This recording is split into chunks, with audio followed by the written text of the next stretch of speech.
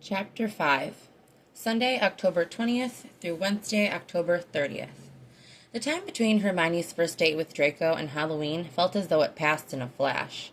The Sunday after their date, Hermione joined the boys to go shopping for Scorpius's Halloween costume. Despite their best efforts, they could not dissuade him from choosing the wizard's costume once he had laid his eyes upon it. Ripping the package open upon entering the car, Scorpius had remarked how unlike it was compared to real wizard's robes, and isn't it odd that muggles think we wear these? Hermione couldn't help but laugh as Draco lectured him on the importance of keeping their wizarding heritage a secret. "I know, Dad," he groused, sounding more like a teenager than a 5-year-old. They spent the evening carving pumpkins and decorating pumpkin-shaped sugar cookies, and as Hermione helped Scorpius check 3 things off his list, she tried to remember the last time she had had such a good weekend. Maybe never.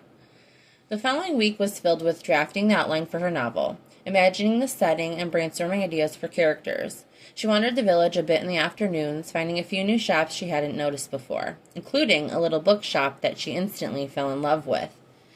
Visit a bookshop was checked off her boss bitch list, which she had hung up on the fridge. The list had grown considerably as she added all the activities that she had completed with Scorpius for his autumn bucket list. There was an impromptu brunch date with Draco in the middle of the week and another stay-in date with Draco and Scorpius that Friday night. They had mac and cheese with hot dogs for dinner, and Hermione taught them both how to make an apple pie. The kitchen had been nearly destroyed in her efforts that they were all covered head to toe in flour, but they had a blast working on it together. The more time Draco and Hermione spent together, the harder it was for her to honor his initial request to keep things friendly in front of Scorpius. His heated glances and innocent touches across her shoulders, hands, and just about everywhere else on her body that was moderately acceptable were driving her barmy. Once the pie had been put in the oven and Scorpius had gone upstairs to change, Draco came up behind her, his arms trapping her between his body and the kitchen counter, immediately running his lips down her neck. Hermione was just relaxing into his hold when tiny footsteps pounded down the stairs, demanding Hermione help him check making something yummy off of his list, and the 2 adults pulled away from each other in exasperation. Later, as they sat down to watch the movie Scorpius had picked, he jumped up into Hermione's lap without thinking twice and snuggled into her arms. Draco passed them a blanket with a teasingly jealous look. Hermione ignored him and wrapped it around the 2 of them, floored at the way he had chosen her. Hermione felt completely at peace as Scorpius drifted off in her arms, with Draco's arm resting on the couch behind her, his fingers wrapped in her curls. The following Monday, Hermione decided that it was finally time to reach out to Harry and Ginny. They had sent a couple of short missives, wondering how she was, but Hermione hadn't had the heart to respond. Hermione kept it short, letting them know that she was having a lovely holiday and that she was seeing someone new, although she didn't say whom. Knowing that they would surely relay as such to Ron, she hoped that it would postpone or even permanently delay the checkup he had threatened her with. The next day, Hermione headed to the local animal shelter, intent on cuddling a few kittens, and maybe even bringing one home. Unbeknownst to her, fate had a different plan. Immediately upon entering the shelter, Hermione was pounced on by a beautiful, overexcited golden retriever. Hermione laughed and greeted the reddish-gold pup, assuring the distressed counter girl that it was no trouble. As she visited with the other animals, the Goldie followed her around, wagging his tail and looking for affection wherever her hands were free. All the cats were sweet, but even after circling by each animal twice, Hermione didn't sense a connection with any of them. She sat down on the bench at the front to say goodbye to her new friend, thinking that he must belong to one of the employees, only to be told otherwise. Chico had been with them for weeks, and so far no one had come to claim him. Hermione just couldn't leave without him. Hermione and her new companion spent the afternoon with Draco and Scorpius, who she was quickly coming to think of as her boys. It was love at first sight between Scorpius and Chico, and Draco seemed nearly as excited about him as his son. They spent most of the afternoon and evening playing with him in Draco's expansive backyard, bonding. Later that night, Chico followed Hermione into bed and curled up at her feet, already feeling quite at home in Hermione's little cottage. She gave him a pat and told him good night before clicking the lights off. The longer she stayed in the Cotswolds, the more it felt as if the universe was bent on bringing her all the love she'd been looking for in the most unexpected places. Thursday, October 31st, Halloween. Halloween dawned cold and dreary. Hermione woke burdened with a bit of melancholy, but she put it aside in order to focus on the day's activities. Bundling Chico and herself up tightly, they headed out for a run through the woods. Chico was a perfect running companion, and it was exactly what she needed to chase away the last vestiges of her panic attack from the week before. With Chico by her side, the woods had become friendly once more.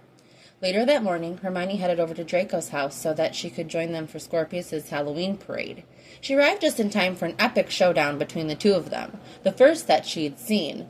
Although Hermione had witnessed a few upsets here and there, this was the first full-on kicking and screaming tantrum she'd seen from Scorpius. Apparently, he had gotten in his head that he should be allowed to borrow Draco's spare wand as a prop for his wizard's costume, which, of course, was not going to happen. Hermione was impressed with how calm Draco remained throughout the incident. Scorpius eventually decided to quiet his temper upon the threat that they would simply have to skip the parade, although he did his fair share of stomping and grumbling on his way to the car. Once they were buckled in, and the worst of it had passed, Hermione risked shooting Draco an amused smile. "Nice job," she mouthed, and he grinned, shaking his head. An image flashed through her mind as they headed to the school. A little girl, almost 1 year old, dressed up as a snowy white owl or as a mandrake. Tears threatened to well up, but she pushed them down. "Another time," she promised herself.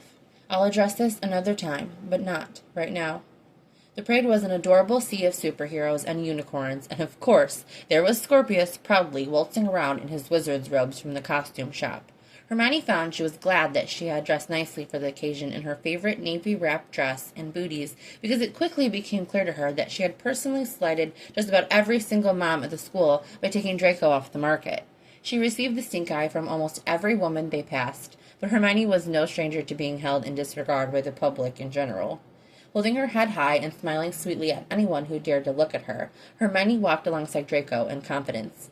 He could be jealous all they wanted, but she was the one he'd picked. Draco was blissfully ignorant of the attention they received. He had eyes for no one but Scorpius and herself. On their way home from the Halloween carnival, Scorpius requested they do more baking together. After a quick trip to the store, Hermione helped him make some homemade applesauce and her favorite autumn treat, pumpkin scones with a maple glaze. Spending time with him in the kitchen was quickly becoming one of her favorite things to do. Out of the corner of her eye, Hermione caught a flash of the little girl with wild curls that had haunted her dreams, seated in a high chair and babbling excitedly.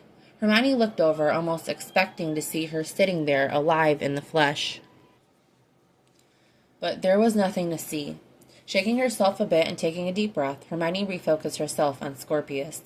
Before they knew it, the sun had begun to set and it was time to head out for trick-or-treating. Scorpius excitedly donned his costume and helped Hermione wrestle Chico into the lion's mane that perfectly matched his reddish-gold coat.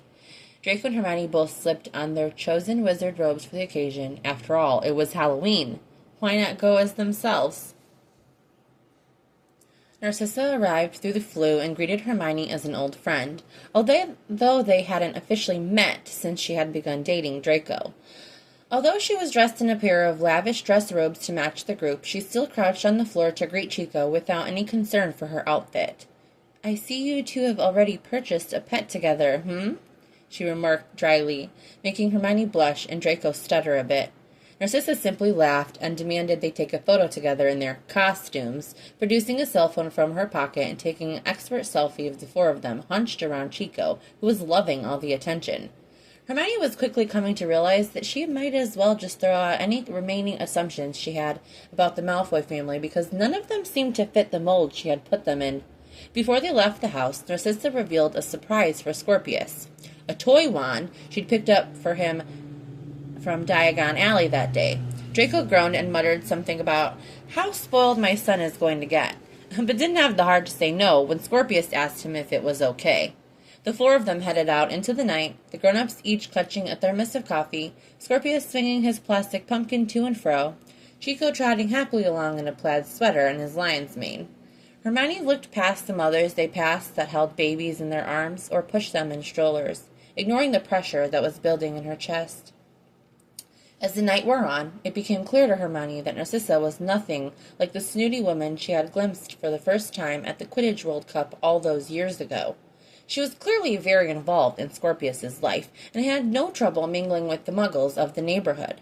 Hermione asked after Lucius, having gotten the impression from Draco that his father had undergone quite a change since his grandson was born. Narcissa gave a very unladylike snort and proceeded to tell her that the very large stick up Lucius's ass has prevented him from joining us, but he will surely be waiting to hear a play-by-play when I get home. Hermione laughed in surprise, and Draco groaned, requesting her to please watch your language around my 5-year-old. By the time they arrived back at the house, Scorpius was dragging his feet and was ready to crash. With the promise that he could have one piece of candy after he got in his jammies, he gave his Nana a quick hug and headed upstairs. Narcissa turned to Draco and gave him a hug and kiss on the cheek before pulling back and taking his face in her hands, looking at him sternly. Draco Malfoy, just so that you're aware, I am going to be most displeased with you if you somehow manage to fuck this up. Narcissa jerked her head to indicate Hermione, and Draco glanced at Hermione before turning back to look at his mother. Trust me, Mum, I have no intention of fucking this up. Narcissa chuckled and turned to Hermione, giving her a firm hug. Thank you for taking care of my boys, Hermione. I expect to see you soon for tea. Hermione smiled and agreed, waving as Narcissa stepped into the flue. She looked at Draco, who was leaning on the doorframe of the kitchen, watching her with a lopsided grin. You, my lady, have somehow managed to get the great Narcissa Malfoy's stamp of approval. I never doubted you would, but she can be an incredibly hard woman to please. She doesn't always. But Scorpius came barreling down the stairs, cutting him off, firmly requesting that Hermione read him his book for the night. She looked at Draco to make sure that would be all right with him, and he nodded encouragingly, begging off in order to clean up the kitchen. Scorpius challenged her to the race up the stairs, and she followed after him gaily, Chico just at her heels. They weren't even halfway through their book when Scorpius drifted off, snoring lightly into the crook of her arm. She shifted him gently down his pillow and fixed the blankets, startled when she looked up and found Draco watching her with adoration. He tipped his head towards the hall, beckoning her downstairs. Before she shut the door, she called for Chico, but the pup simply shut his eyes and curled up more tightly at the end of Scorpius's bed. She shrugged and headed back down the hall, leaving the boys to get their beauty sleep. When she passed the door to the third bedroom that Draco used as an office, Hermione thought of the little girl with wild curls that she wished she could be tucking into a crib. Another time, she promised herself. I'll address this another time, but not right now. Draco sprang out when Hermione reached the kitchen and wrapped his arms around her from behind, covering her eyes. Hermione protested for a moment, but he shushed her, murmuring that he had a surprise. He walked her forward awkwardly, his hands remaining tight over her eyes as they made their way out to his back porch. At last he let her go, and lo and behold, there was a hot tub. Find and commandeer a hot tub. Oh my God, Draco! Hermione laughed and swung around to kiss him. You snooped on my list. Draco just scoffed. I don't think it could be qualified as snooping if it's posted to your fridge. He quirked a brow and took her face in his hands, kissing her sweetly on the lips. Besides, what's the point of being independently wealthy if not to spoil your girlfriend once in a while? He leaned in to kiss her, and Hermione smiled against his lips. Am I your girlfriend then, Draco Malfoy? She asked. I'll have you in any way you'll let me, Hermione Granger, he whispered to her. I don't want anyone else, just you. Their noses brushed as they looked into each other's eyes, and Hermione nodded earnestly. Yes, I don't want anyone else either, Draco.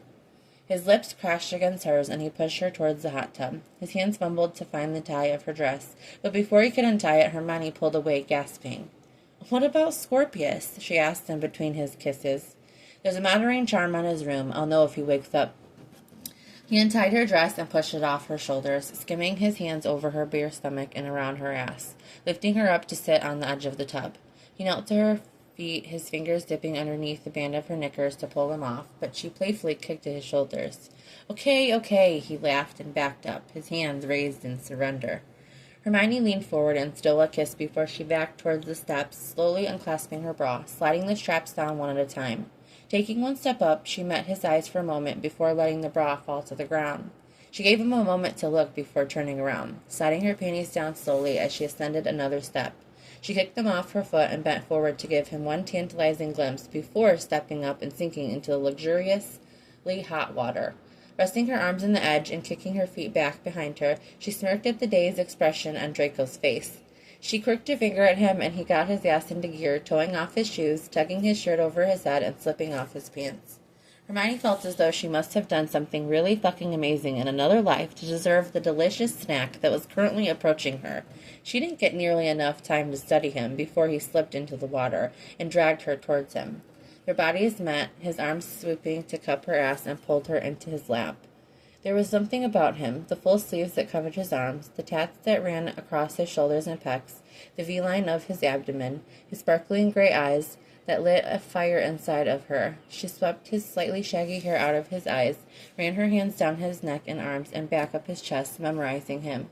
Under a sky brightly lit with stars, with the chilly autumn breeze rustling her hair, they learned each other's bodies and kissed until their lips were aching and swollen.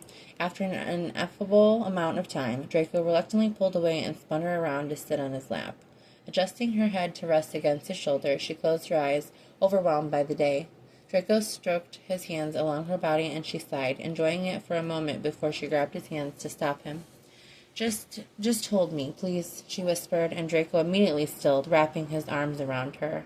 What's wrong, love? He murmured into her ear, pressing a gentle kiss to her temple. Nothing about us. I'm really enjoying being with you, she assured him. He nodded, but pressed her again. So what's on your mind? Hermione was silent for a long time, staring up at the stars. Finally, she worked up the courage to speak. Sometimes I see her, she whispered. Well, technically, we didn't know it was a she. It was too early to tell the sex when I lost the baby, but I just knew. She visited me in my dreams, Hermione admitted, trailing off. Draco sucked in a breath and squeezed her to him. I was thinking of her today, wondering what kind of costume I would have dressed her in. She would have been turning 1 next month. A short sob rose up from her chest, and tears began leaking from the corners of her eyes. I'm sorry, she shook her head. This is such a mood kill. Hey, Draco spun her around so that she was once more straddling him. He cupped her cheeks and made her look him in the eye. I don't want you to ever apologize for talking about this, or anything else that's on your mind. He kissed her chastely, and she nodded, pressing her forehead against his. Okay, she whispered. They sat quietly for a moment, and Hermione was overcome with the need to be close to him. What if I don't want to talk anymore? She asked shyly, running her hands along his arms and down his torso. I'm so tired of talking. I'm tired of being sad. I just want to be close to you, she begged, suddenly desperate to have him inside of her after becoming so transparent with him. That'd be okay, too, he rasped. Then take me to bed, Draco, she pleaded, and laughed when he abruptly stood up, pushing her toward the stairs of the hot tub. Come on, then, woman, he urged, and they piled unceremoniously out into the cold. They slipped quietly up the stairs, Draco taking a quick peek into Scorp's room to find him tangled comfortably with Chico. They rinsed off in the shower together, Draco taking Hermione almost to the brink again and again, but never granting her release. Finally, they collapsed into his bed, sighing in relief as their mouths met, their bodies pressed intimately against each other. Hermione cried out as Draco sank inside of her, one hand gripping her jaw, their eyes locked on each other. Tears welled up her lids as he ran his hands along her body reverently, her heart so full that it nearly hurt. Being with him was like being flayed alive, only to be reborn anew. It was like coming home. Draco took her in every possible way until her body was aching and sated and ready for sleep, her mind deliciously blank. Hermione almost began to get up afterward, only to be told firmly to lay back down. But Scorpius, she protested, only to be cut off. Scorpius will be thrilled to see you in the morning. It's Friday tomorrow, and he has school off. We'll sleep in and make breakfast together, he murmured to her, nuzzling her neck. Or maybe I'll have you for breakfast in the morning, he growled. Hermione laughed and batted at him, snuggling deeper into the covers. And that was that. She drifted to sleep in his arms, certain that despite all the sorrow she was still working to understand and accept, she was exactly where she was supposed to be. Carve pumpkins? Check. Decorate pumpkin cookies? Check. Bake an apple pie? Check. Make all the moms at Scorp's school jealous as fuck? Check. Scorp's Halloween parade and carnival? Check. Make homemade applesauce? Check. Bake pumpkin scones? Check. Trick-or-treating? Check. Blow Narcissa Malfoy out of the water? Check. Find a hot tub and commandeer it. Or get your rich boyfriend to buy you one? Check. Get laid? Check. I.e., fuck Draco Malfoy.